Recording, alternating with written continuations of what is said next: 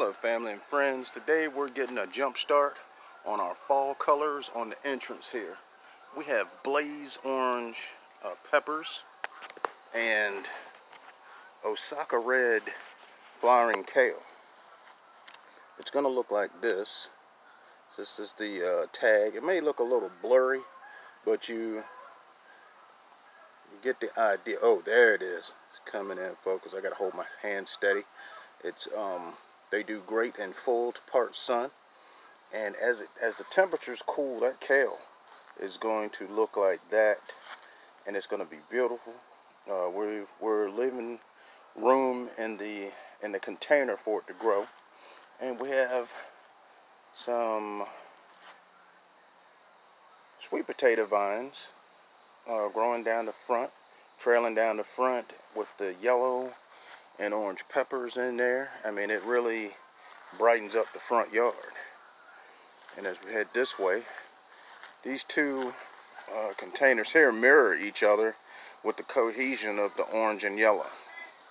That really brightens up the fall, because a lot of times in the fall things look a little gloomy and cloudy and, you know, a little dreary, but nothing's better than some bright colors to brighten things up. We have two different types of mums here. We have the Urano Orange and Brittany Yellow. Now, I've seen the mums with the rust color every year, but this is the first time I've ever seen, well, I've seen these, but I've never had one on the porch with the two-tone blooms in there, the dark orange center and the orange to yellow blooms on there, starting from the outside with yellow, and then as it gets toward the center, we go into a deeper orange. And you see all those little dots all over the mum.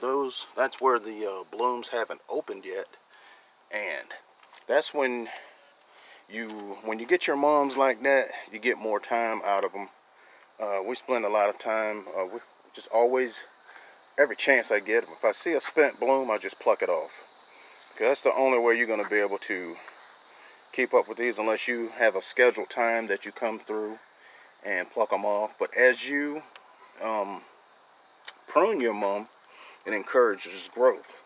Now this is the yellow ones. Those are the Brittany Yellow. They are like stars in the sky, all these little yellow dots. I mean, they even look exciting before they fully open up. Very eye-catching and bright blooms here.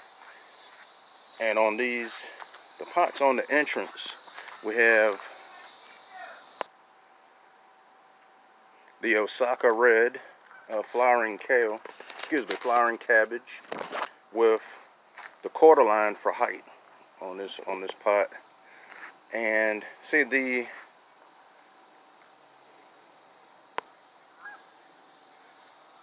when the frost comes through, the sweet potato vine, that'll be gone. So we'll probably replace that with some ivy, or probably some pansies, and just let them get leggy and trail over the side. See, this here is our entrance, and looking at it from this angle, we get the three potato vines, the chartreuse, and the ferns that are sitting on both sides. This entrance is very nice. I like the way it looks. Very happy with what Janice came up with. And I'm going to show you some other things that we have ready for the fall too. We're going to be using these in an install. The chili peppers.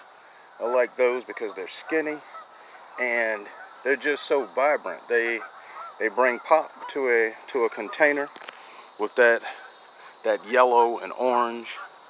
They go from yellow to an orange to a deep red, and they're really nice in your containers for the fall. And here we have two of the Niagara white kale. As the temperatures drop, this center here becomes white and it glows. It glows. If you have lights on the porch at night or anything like that, they really show up. And we'll be using these in an install pretty soon on the front porch, the entrance. And these zinnias, these were from earlier this summer. They're still looking good, and they'll do really fine until the frost. And we have the ivy. This is really good for trailers.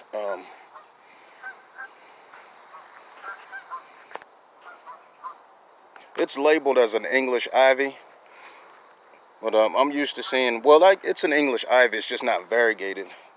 Used to the different variegations with the white and different shades of green.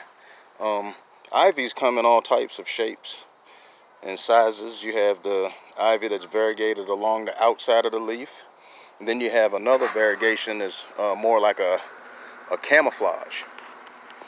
Then we have the matrix rose pansies with the matrix white. We'll be mixing those in our container. And the Nagoya white kale. I can't wait to see these. Just get this. We're going to be doing updates on these, and you will see how much that center will turn white as the temperatures drop. And these pansies, before we install these, I'm just going to go through and clean them up. I don't have any, well, I have one spent bloom here. What I do is just take it all the way back and pop that off. And we'll be putting those in the container as well. So this is our little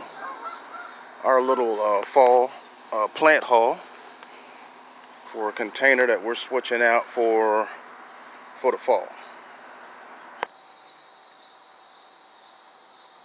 And on this entrance, we're also going to add in some pansies along with the blaze peppers, because depending on how the frost, if we get a heavy frost or not, if the frost takes them out, then the pansies will take over.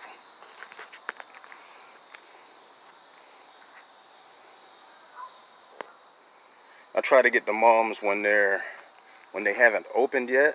You get more time out of them. I like to wait to see just enough to tell what color it's going to be. But lately with the two-toned mums, when they're just about to open, it's a roll of the dice on the color you're going to get. Now the nursery that I deal with, the tags are they're really good about putting the right tags for the description of color on their mums, and I'm really happy with these because we get that fall color, and it's that two-tone look to the mum just gives you variety. You know, it's not your average everyday mum, and it has a faded. I almost started pruning this thing because the faded color, you know, gets me ready to pop them off of there, but that's what color they are. And that's gonna go nice when we have some leaves in the yard, and you got that fall color, and you know, you got pumpkins and apples and all that stuff going on. And it's still summer. It's the beginning of August. September, excuse me. It's September, maybe September the 12th, if I'm not mistaken. And seems like we're jumping the gun on the fall decorations. But the way our schedule is, we just have to go ahead and do it now because the way things are going, you know, you start rushing and trying to squeeze different things in. This is one thing that'll already be done. And when people see mums, they think about the fall. You know, and a lot of times people don't realize that mums are already blooming in the late summer. So once the season is over for these, we'll be putting them in the ground in one of our beds in the back so that they can get more sunlight. Now, if you have an area that's not really getting that much sun, then it's okay to get your mums that are already open. Now, this area that we're in, for the front porch, they'll be getting plenty of sun because, well, right now they're getting dappled sunlight, but as the temperatures get cold and the leaves fall off, they'll be getting plenty of sun to accommodate their needs. Oh, and I almost forgot to mention that, well, some ornamental peppers are edible, and I don't eat them because they're very bitter. Heard that they're bitter, and these are just for looks. See, they're not like the peppers that you eat. See, these are grown. As they grow, they're pointing upward, and they're just for looks. And she picked these because of the cohesion with the orange and yellow, and later on she's going to have a wreath on the door to match everything for her fall display in the front yard. We just kept the mums in the landscaping containers because they do just fine in the landscape containers, but the catch to that is you have to consistently water them because they dry out so quick, sitting on those concrete steps. And we water them like every other day, but since the first couple of days that we had them, we watered them every day. And when you plant them, you want to tease those roots so that they're out of that circle of motion.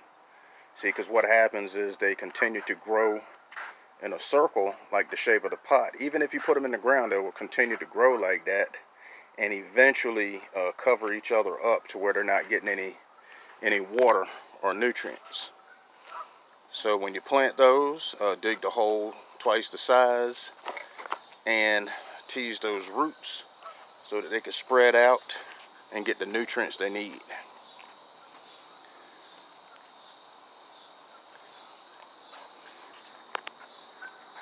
The ferns there, they'll turn like a brass color and move in the wind. We usually keep those till they let them go. We usually let them go as long as they can go, and because even when once they start turning, well, they turn a brass color after the frost, and that's good for winter interest on the front. So this is our entrance for the fall, and I hope this inspired you to go ahead and get your fall look going, because fall is definitely on the way. Hit the subscribe button so that you can get all our videos, and the notification bell so that you know when they're posted. Enjoy your day.